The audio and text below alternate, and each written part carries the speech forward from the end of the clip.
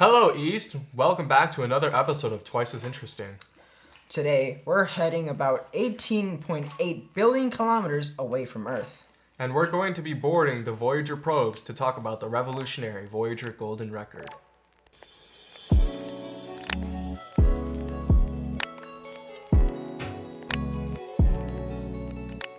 So what is this Golden Record? People either know what the Golden Record is, or they don't. In case you're one of the people who don't know, we'll tell you. The Golden Record is a record, like the discs that play music but aren't CDs. But this Golden Record isn't the everyday record, obviously. This record, built by NASA, contains various information about Earth and humans, but not for us. The Voyager Golden Record is being used in case extraterrestrial beings come in contact with any of the Voyager probes. On the cover of the record, there's a diagram showing the location of our sun in comparison to the other stars, with different tick marks representing different distances. It also shows instructions on how to play the record and to see if it's being played correctly. And the last thing on the cover is a small diagram depicting two hydrogen atoms. The visualization of the atoms also depicts the opposite spins of the subatomic particles, an example of our knowledge in science. But before we get into any more about this record, let's take a look at how we got here. Over the course of the 20th century, we have broadcasted multiple messages and radio signals into space.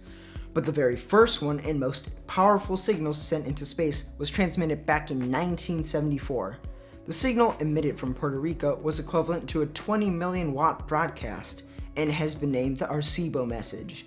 The message consisted of only a 1679-bit pixelated image with a few images like the solar system, a human, the structure of DNA, and some biochemicals of Earth's life, which has been encoded in binary. This message is set to reach the star Messier 13 by the year 26,974.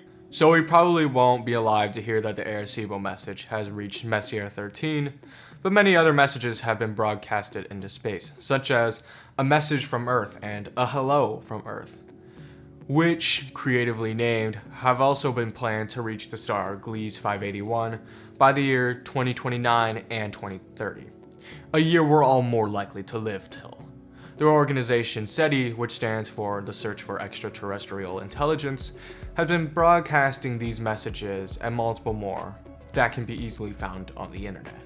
A little fun fact, another signal that we've sent into space was a copy of the 2008 remake of The Day That Earth Stood Still towards Alpha Centauri, a star that's about 4.367 light years away.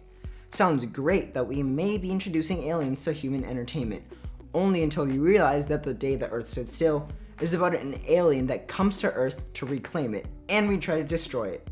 So 20th Century Fox didn't really think about the idea that we may be seen as a xenophobic species from potential aliens that may potentially see this film. Aside from 20th Century Fox, we come to the Voyager probes, the most notable probes we've sent into space so far. Both probes, creatively named Voyager 1 and Voyager 2, were packed with the Golden Record containing the photos, music, and greetings in various languages NASA decided was best to put on there. By the way, you won't find the Beatles, Elvis Presley, Charlie Parker, nor Tony Bennett on this record, but Louis Armstrong is on it with his song Melancholy Blues from 1927. Another interesting thing that was put on the Voyager 1 probe was a letter from the former president Jimmy Carter. The letter talked about the date of when the probes were built and by whom, but this section at the end really takes it home with the purpose of this record. It says, "This is a present from a distant world, a token of our sounds, our science, our images, our music, our thoughts, and our feelings. We are attempting to survive our time so we may live onto yours." Whether we live long enough to see aliens or hear of alien contact, communication is still debatable. You can say that we have been born into a time where extraterrestrial communication will be within one human lifetime, or you can say, with the immense size of space, that it will take centuries or millennia in order for any of the messages we've sent to be received. But one thing is certain. As time will go on, our technology and understanding of space will allow us to have better chances in contacting extraterrestrial life. We may have trouble with how we will negotiate with said aliens, but at some point, if humans are still alive and we come in contact, we will establish or even join an intergalactic neighborhood. And these messages, including the Voyager Golden Record, may be the signals that will cause us to receive a message from another galaxy. This was Twice as Interesting, signing off.